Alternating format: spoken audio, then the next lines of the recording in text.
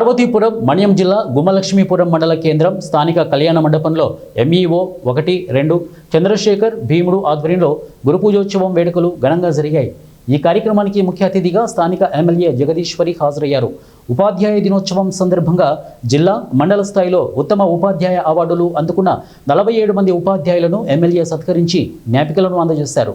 MLA మాట్లాడుతూ ఇలానే ఉన్నతమైన విద్యను అందిస్తూ విద్యార్థులను మంచి మార్గదర్శకులుగా తీర్చిదిద్దాలని, విద్యా వ్యవస్థకు మరిన్ని సేవలను అందించాలని వారు కొనియాడారు।